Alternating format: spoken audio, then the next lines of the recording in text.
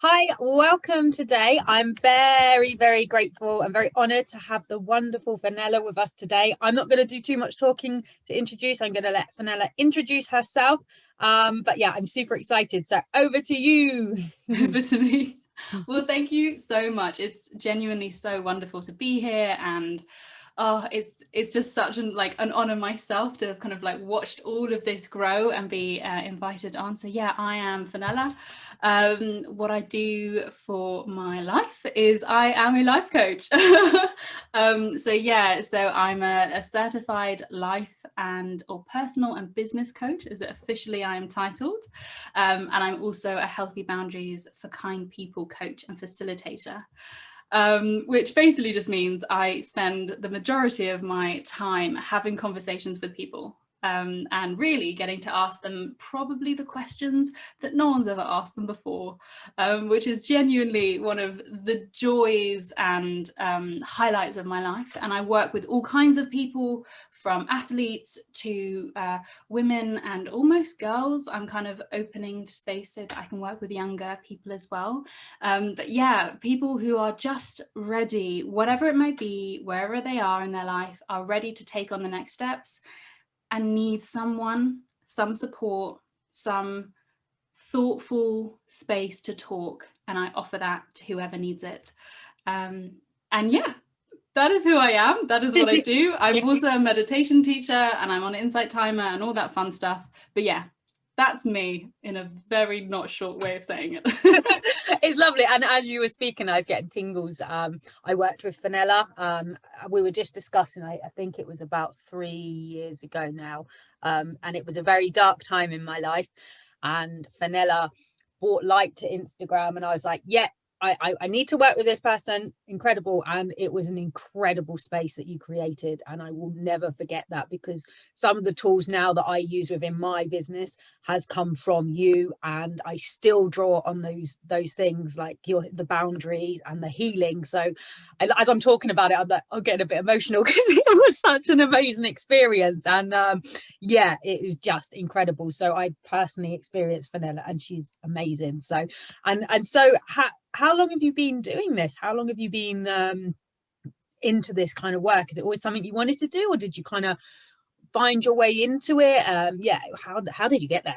How did I get here? Yeah, I've definitely like meandered my entire life in this direction.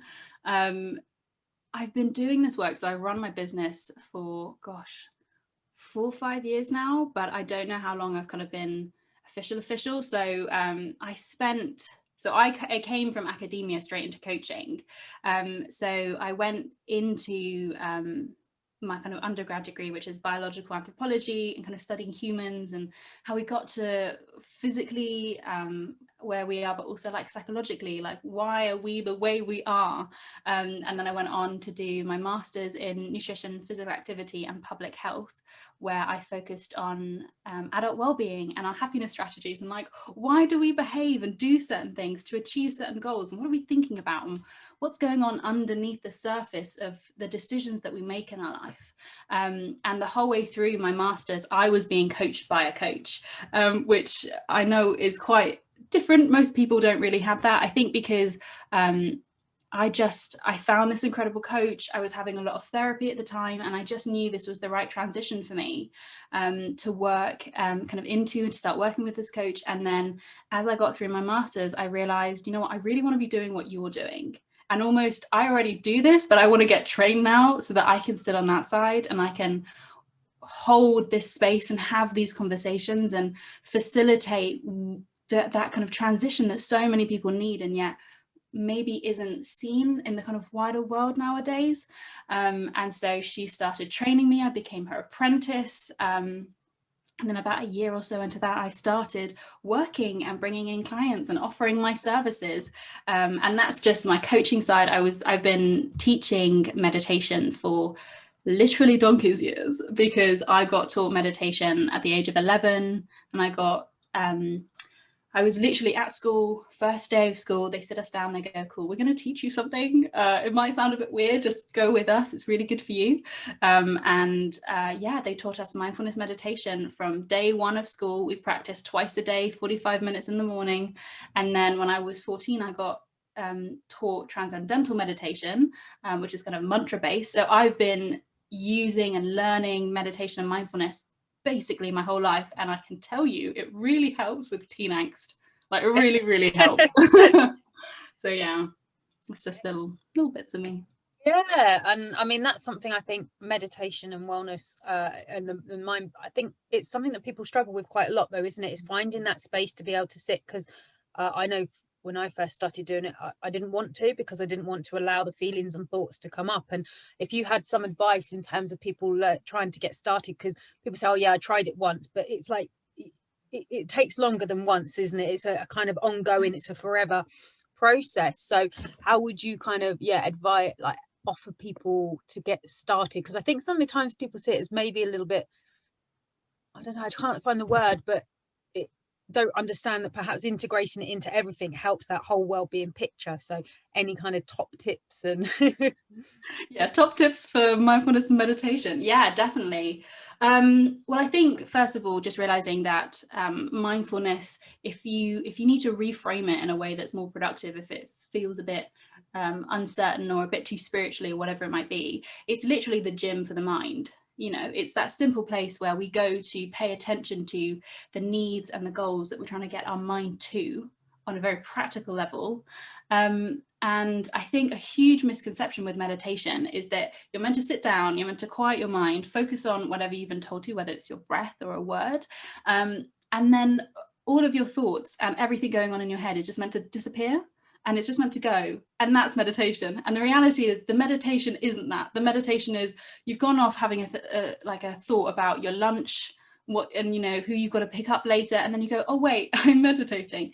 And that action of bringing your attention back to whatever it is you're meant to be focusing on, so your breath, that's meditation. That action is the strengthening, it's that kind of weight lifting, building of the muscle that meditation builds. And so if you're sat there and you've got all these feelings and these emotions, first of all, an aspect of mindfulness is acceptance, is kind of seeing what's there and allowing it to be. So if that is how you begin meditation, if just being like, this feeling is with me right now, and being in a kind of level of acceptance of that, you are moving in the right direction, even if you're not ready to try and focus everything in one direction on your breath or whatever. Just acknowledging what's there and taking time to be with it, that's as powerful as doing the action of focusing on the breath.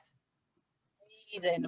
And that, when you, as you were saying that, again, I was getting tingles. I love it. It's like, oh, amazing. And it's such a great way of explaining it, and so clear. So thank you. And and okay, so what's the longest you've ever meditated, like being able to go into meditation for?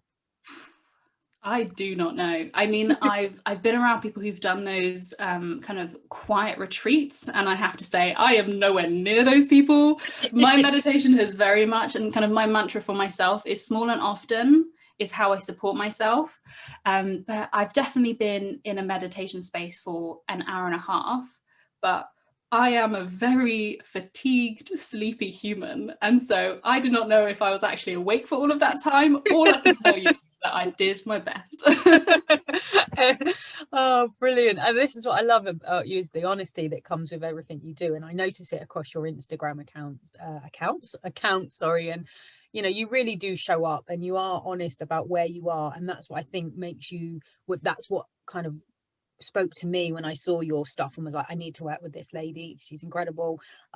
You know, and a lot of the way that you talk and describe stuff, it's very natural, and you can see it comes from the place of your heart, particularly as well around the boundaries and healing. That's a huge part of what you do, isn't it? And you know, with that, you know, would you mind just kind of speaking a little bit more about your work with boundaries and healing, and again, why you're kind of so passionate about that, if you don't mind, please? Yeah, sure. I mean, I'll start with boundaries because that's really easy for me.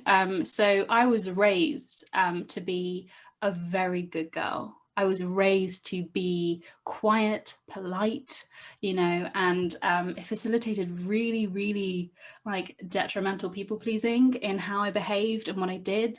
And I had to really confront a lot of that when I was, oh gosh, even when was it? Kind of, you know, just at the stage I was building my business and kind of getting into that space of, oh my gosh, I've left university, I have to be an adult, what is this? You know, I'm running a business, no one's told me how to set up a business, I'm an academic, you know, all of this stuff. And I hasten to add, I say I'm an academic, I'm a severely dyslexic person, so academia was not my world, but I truly believed that's what I was meant to do, until I realized that actually I really enjoyed talking to people way more than trying to write papers. And so for me, building boundaries was first of all about confronting what I was allowing in my life and how bad it got. Like, I got myself into awful, really kind of depressed states because I had given so much of myself to every person, and then realized that I had literally given of my cup to the extent where I didn't really have a cup left. And so it was when I confronted those things that I realized that boundaries felt so scary and so uncertain and so like, ooh, but also there was something in them that seemed important. And so what I did was I searched out boundaries that actually felt good. And I found the work of Randy Buckley, who's a coach in America. And I came under her tutelage and I did her training and her course. So first of all, I like explored and learned about that. And then I went on to learn the coaching side. But really for me, it was about, there's such an importance in my life of bringing kindness and compassion where I go. And yet when I was super duper people pleaser, like literally like had the hat, the t-shirt, everything, there wasn't any space for kindness really, because I couldn't do the extra mile for the people I wanted to because I had nothing left. And then there was nothing left for me when I needed it. So I would crash, I would get ill, you know, I would have to tap out. And so I realized that the boundaries that I wanted to bring into my life, and I learned an incredible way of doing that, but facilitated me to genuinely bring kindness into my world to the level that I really believed I could. Like, I could have so much kindness for the people around me. I could show the loved ones in my life just that kind of whole sense of, I love you, I care for you, and this is what I can give you. But I also learned that kindness included me. And that for me was like, the world opened at that point. I was like, what? I can, like, kindness, wait, hold on. It includes me. I'm important in this calculation of kindness. And that was really for me when boundaries took to the next level. So I remember, and I think, you know, I remember a discussion with you, and I brought up something with you, and you said to me, Hannah, can I just ask you, because the way you coach, you don't tell me how to, you explore it with people, like you say, you're it's allowing the people to find it themselves, isn't it? Yeah. You don't tell us, you help us explore it and bring it. And you said to me, where do you fit in all this? Where's the kindness to you? And I was like, mind blown. Like, I was like, well, I don't. And that was just like, wow, eyes open, a complete, you know, just insane shift. So yeah, it can, you know, when you say that, I can completely feel what you're saying, and it's huge what you said. I mean, it's not something that happens overnight, is it though? And I imagine that you're still probably exploring this even now. It's a layers and layers and layers. Oh my gosh, everything is the layers. I mean, that's life. And I think anyone who tells you that it's a quick fix is probably trying to sell you something, because this is a lifelong journey for everyone. And I think every leader, every coach, every person in a position where they're kind of helping people do stuff should be re-emphasizing the fact that they're still learning, because it's lifelong. Because new challenges will come up, you know, like we've experienced the past 12 months. I imagine, you know,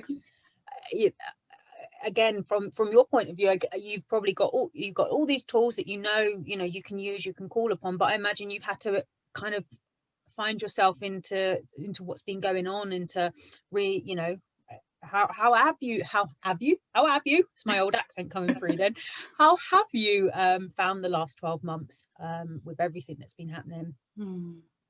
The last 12 months have, I think no one would be surprised, been challenging. I think for me, they have I mean, I've dealt with fatigue issues my whole life, and I'm a very emotive person. I mean, if you rank how I process, I'm a feeler. Nearly like my I think it's called 16 personalities, or Myers-Briggs, is literally feeling to basically the full. And so I get really fatigued, I get really exhausted when I'm dealing with the world that we're living with, because there's so much that I want to do to help, but also it's been a real challenge, and also a really productive space for me to rally with my tools. You know, as you're talking about tools and those kinds of things, it's been the challenge where I've gone, right, if I'm going to talk the talk of getting my ducks in a row and working out what I need when things are hard, if this isn't an indicator that I need to reevaluate and assess. So I've been leaning really heavily into journaling, and asking myself the questions, and just some days it's like one word to describe how I'm feeling, and some days it's like 6 pages of me going into all of these small things that have just been like adding up and informing me that actually, like, a part of my life that I think is fine actually isn't, and I need to support myself there more, like whatever it might be, you know. But really I've had to show up for myself. And again, boundaries, like how can I care for my friends and my family who are in very different places around the world, and how can I do that whilst also making sure I'm taking care of myself? It's been a lot of reflection, but then I think I am in no way unique in any of this, and I think that's one of the beautiful things about this, is like we're all in this together, and we are all, as best as we can, and I want to affirm that, like as best, like it's okay if like I'm having many bad days, but I'm also accepting that that is universal right now. And so it's kind of, we are genuinely all in this together. And I think one of the things, I guess I'll just close with, the main thing that I've been really working on is asking for the help when I've needed it, and I guess asking for it at the earliest stages. So if I'm having a week where it's just been tons of work and tons of exhaustion, I can reach out to my friends and be like, hey, I'd love to chat. I miss your faces, you know, instead of waiting for another week and another week until someone might want it, or whatever it might be, and just actually acknowledging this is what I need right now. And I know it's small, but if I ask for the small things, I probably won't mount up to the big thing. If that makes sense. Yeah, absolutely. And that touched, like you mentioned, journaling and stuff like that, and that's an incredible tool. It's something that I've personally as well gone heavily back into over the last, because you're able to get clarity, aren't you? You know, the mind has so many thoughts in it. You know, I can't remember the exact number, but it's thousands that you can kind of have rushing through your head, and the exhaustion that comes through what we're going through, it's huge. So thank you for kind of saying it in a way that you know, the way you express things is a lot better than I can do. So it's very nice. You're kind of explaining stuff. I'm like, yeah, amazing. That's what Fenella said. Perfect. You did it perfect. And how about your training? Because obviously you're a keen lifter, aren't you? I know that you kind of competed. I'm not making this up. You competed in weightlifting, isn't it? Powerlifting. Yeah. And so would you mind talking us a little bit about that and what you've kind of done, obviously, while the last year haven't had access potentially to that, not consistently anyway, or maybe you have, maybe you've managed to find equipment and have got some at home. So let's talk a little bit about your lifting, if that's okay, please. Yeah, I am a lover of powerlifting. I got brought into the sport when I had really bad sciatica when I was at university. During my first year at uni, it was just the worst. I had really bad training, was doing all of my forms wrong. I mean, I feel like every one of the coaches that hear this will shudder at the knowledge that I did I did kind of your classic kind of circuits, and I was doing it completely incorrectly. I hasten to add, I was with like hundreds of other people. So I mean, fair, you know, it was hard to spot that I was doing it badly, but that plus a couple of other things. And my coccyx twisted, which was lovely. Yeah, and it was the worst because I was, first year of uni, really excited, and I'm literally taking painkillers because I feel like an old woman because my back hurts, and I'm like, what is going on? But anyway, after years of that happening, when I kind of healed that up, a friend took me into the gym. She was like, look, let's get your back stronger. Let me show you some lifting. And I was like, oh my God, I've always wanted to go into the weights area and always been really nervous. I think because at the gym I was in, like, to describe it, you've got the gym and then you literally had this like dark hole that just had grunts and slamming noises coming out, and you're just like, I really want to go in there because it looks and sounds so cool, but also that is terrifying. Yeah. So I got brought in, and all of the instructors were wonderful. They brought us under their wings. They were giving us training and showing us how to do it.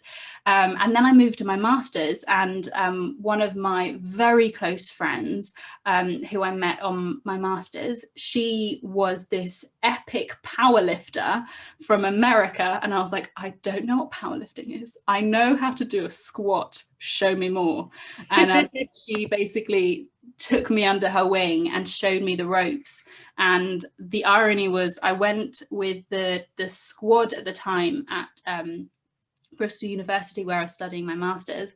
I went with them to training at one of the gyms that they went to.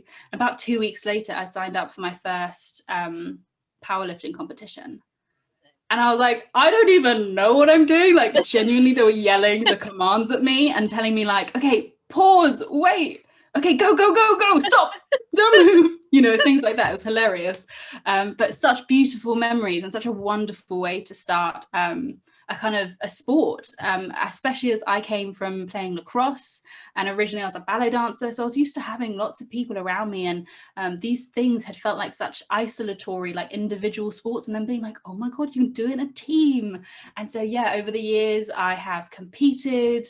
I've done all right. Like I got a medal once. That's like my highest achievement, and I genuinely have it still up as a reminder. But I think for me, my joy of lifting is lifting with my team, lifting with my community, and just, I think, the beauty it gave me of, look, you can just be in competition with yourself today, and you can just show up and do what you need to do and remind yourself that you are so much stronger than you've ever considered yourself to be. Like, every day I showed up, I was getting stronger, and that was mind-blowing to me. So that was an absolute joy. Obviously, the last year has been interesting. So I had to move back to London, where my parents are, to lock down, because otherwise I'd be alone in an apartment. And I know for my own mental well-being, that's not the best for me. However, that meant absolutely no gym equipment for basically the last year. As soon as the gyms were open, I obviously ran back, and then they closed again. Yeah. So much love to all the gym people and instructors who are supporting us and encouraging us while we're all at home doing this. But yeah, so I have just been basically keeping my morale up is the easiest way to say it, because my strength has definitely decreased. I cannot wait to build it back up.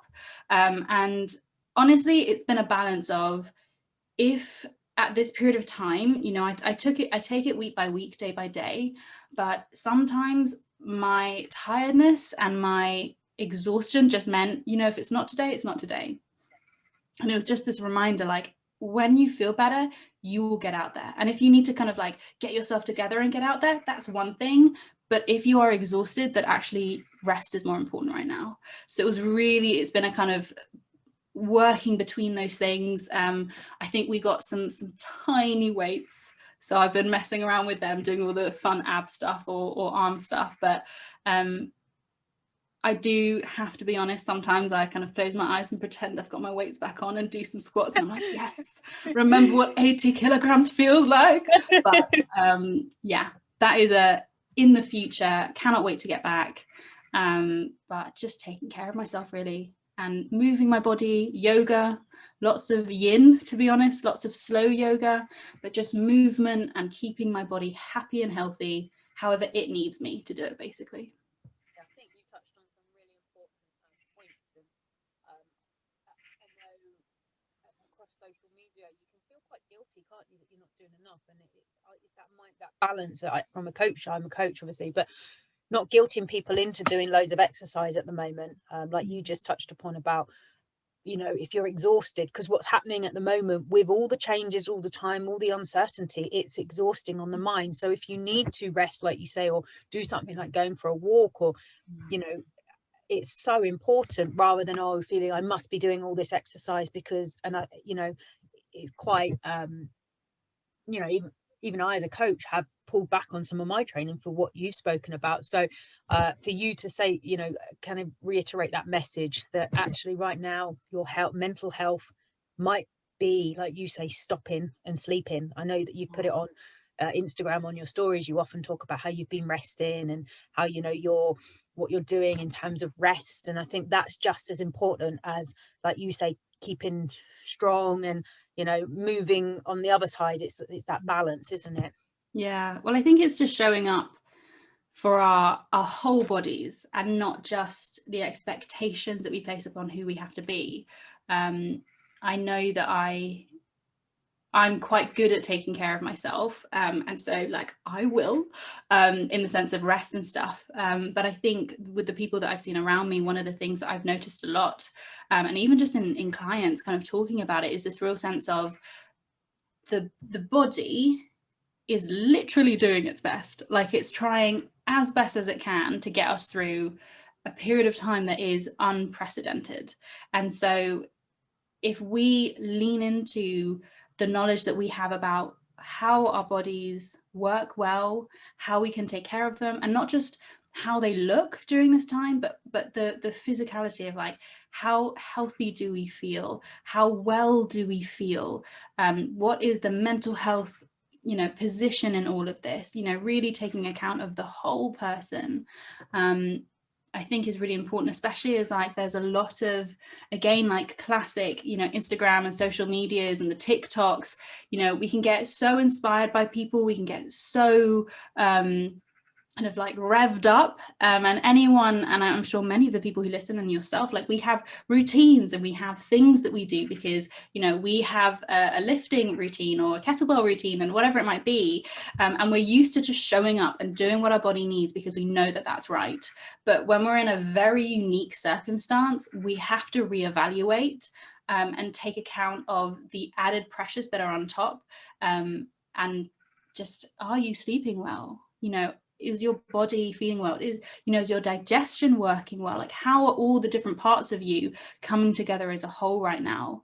And I think that sometimes comparison and the joy of comparisonitis and all of that stuff can really kick in during these times, because we're all we're in lockdown. Yeah. So, yeah. And I guess, I'll take your view on this, but it's been quite traumatic, hasn't it, in terms of, and everyone's in very different positions, and I'm not sure that I've fully appreciated what we've gone through yet. Does that make sense? Like the intensity of not seeing family, not seeing friends, businesses being shut, people kind of losing people. I don't think the enormity of the situation has quite settled. So I think once things do, we do move to the future, back to what it looks like, who knows yet. But as we kind of come out of this, I think that perhaps we might have some healing to do on a lot of different levels, to kind of acknowledge what our bodies, our minds, and what our lives have been through. And I think that perhaps once this is kind of past, we might have a wave of severe kind of, oh my goodness me, because a year or so of our lives have been completely taken out of our control on every level. So again, I'd take your views on that, but that's what I'm kind of sensing, that I'll probably go through a bit of a healing process after this is all over. Completely.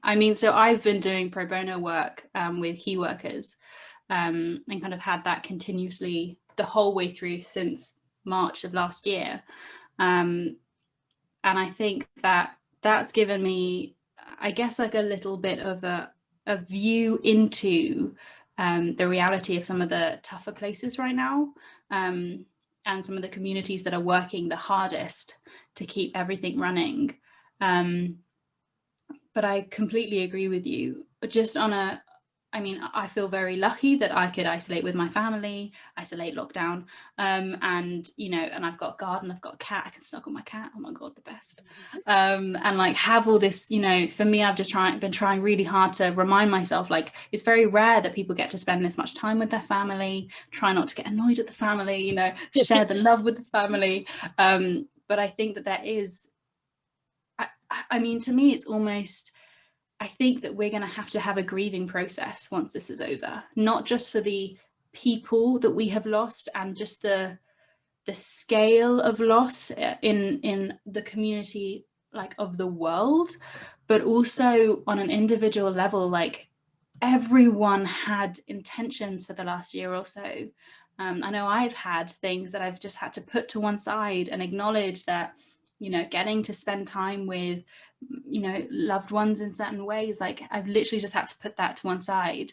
And I think that there's so much grieving and processing, and I guess from my perspective, I really hope a sense of instead of compounding it in and burying it down, there's space created for everyone who wants to begin to actually do the process of healing, of evaluating, of acknowledging, of seeing, taking account of what's going to come up, so that we can move through not just this, like, I guess, metaphorical storm of what we're going through now, but also when the dust settles, what's left, you know, and how we can process through that. And it's, yeah, very important.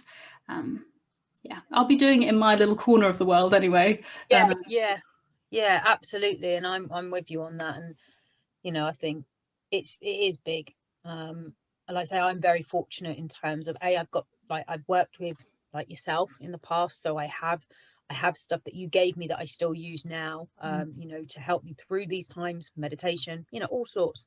And also my situation has been different to everyone else. Like you say, everyone else is different, aren't they, in all of this? So yeah, but it's it's a, we're gonna, yeah, like I say, a lot of sacred time is going to be needed, I think, for a lot of people at the end of this. So and in terms of your work, obviously you're predominantly online, aren't you? So in terms of, you've managed to keep the business going over the last year, because again, as a business owner, when it first hit, regardless if you're online, there's still a lot of changes that had to be taken in people's circumstances, you know, what actually the world needed at the time, you know, was what you were offering, was that still the right thing to be, you know, offering? So you must have gone through lots of, from not just on a personal level, but from somebody who runs a business, you know, you must have gone through quite a lot of kind of looking at what, like you say, evaluating what you do and how you can best serve, I guess, your clients during this time.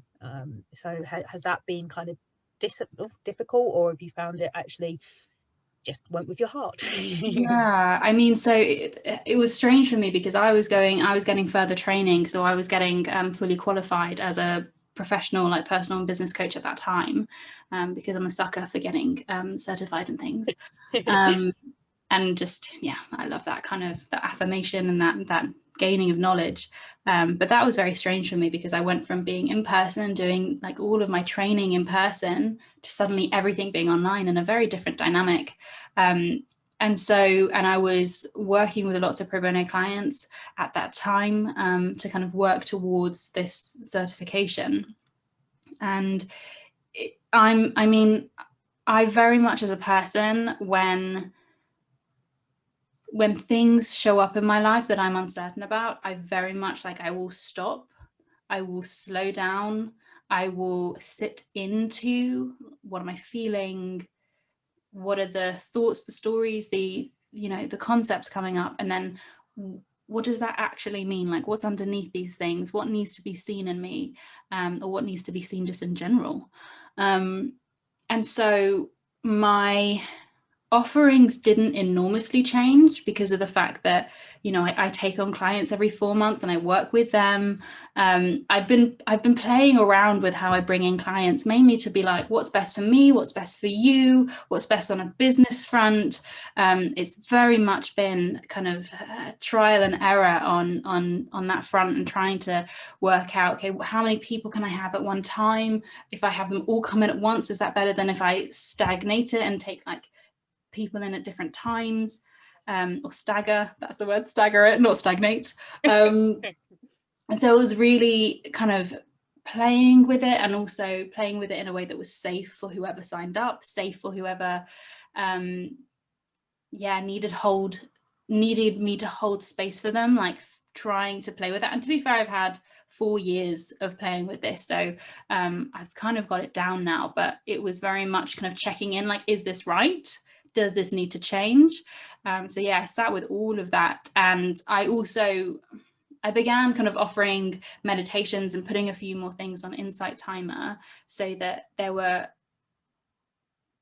if I felt like a really key topic or something needed attention, I would try and create a meditation and drop it on Insight Timer, or put it somewhere. I started showing up a bit more on my Instagram, and putting more content out there of kind of helping people understand, you know, certain topics that I think, because suddenly people are like, oh, I want help, but I don't know where to go. And it's like, okay, well, this is what I can offer. And also this is what this world that you might not be used to of coaching kind of looks like. So you can kind of get a sense of it.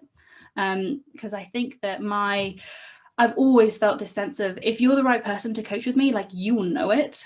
And I get that people are like, I heard you here, I read your this, you're the person I want. And if I'm not, then let me help you find someone. Like, let me be someone who kind of, I don't know, like, signpost people in a positive direction, because there's brilliant coaches out there. And I just think that the more people get interested in coaching, the more that the really good coaches in the world kind of start to really shine through. So yeah, it's been a really interesting process, but that for me was why I started. I literally, I don't even remember how fast it was, but as soon as I got myself back settled, I was like, I need to start offering key worker sessions for free. Firstly, because one of my trainers was doing that, and I was like, I really want to do that. I was already thinking of doing that, and you're doing that, and I really like how you coach. You are a very, very finessed excellence of coaching. And I was like, that's what I want to offer. So I started putting that together and offering that. And basically that was my thing, was, if you're a key worker, if you're someone who needs it, it's here. And then also I did reevaluate pricing, so that I had plans for people who showed up and like, I really need this right now. How can I work with you whilst working within a budget that might be adjusted right now or changed, you know? And so yeah, that's been a long process for me of how do I price myself in a world where coaching can be just, who even knows what coaching prices can be. So trying to ground that has been really important. I've seen that you kind of been doing a little bit of stuff on Instagram and stuff, but I mean, I think for me, what stood out when I knew instantly, I was like, yeah, I need to. It was something around healing wounds, and I was like, yeah, I want to. And something spoke to me, and as soon as we connected, I just felt a warmth within you, and I knew, you know, like you say, you're about lifting others up, and you know, you were always kind of showcasing other people, which I thought was great. You weren't trying to keep me all to yourself. You were like, I want to help you, and this is how I feel I can best help you. And it was just, you know, you were sharing your knowledge, but you were also sharing other people's knowledge, and it was beautiful. It was a beautiful experience, and I know for me, it always stuck with me. And that's why I was like, I would love to speak to Fenella, and, you know, get other people to listen to you as well, because I think the way you articulate things as well is very beautiful, and what you do is very beautiful, in terms of kind of helping people, like I say, discover within themselves, and that's such a big thing for me. So I thank you so much for taking the time to speak to me today. And you know, hopefully people listening to this, they might find something that connects to them, and it, you know, will hopefully inspire people to be able to, if they are struggling, maybe make some small changes to help themselves realigning side, and to kind of find some peace, particularly during these insanely difficult times as we've spoken about. So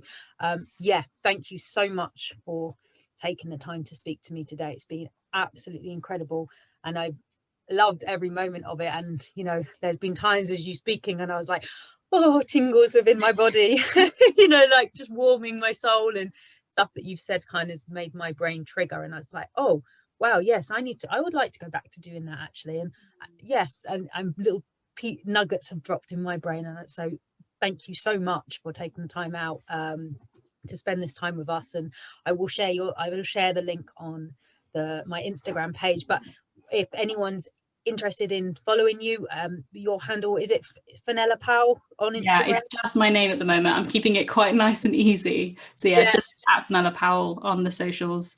Yeah, I'm mainly over on Insta because I love that platform. But I'll tag you. I'll put your tags in when I post this up anyway. It'll probably be next week now that I get it up, but I'll put your posts in it, and people can then obviously come and check you out and look at your stuff. And but yeah, thank you so much for sharing your wisdom with us today. Thank you for having me.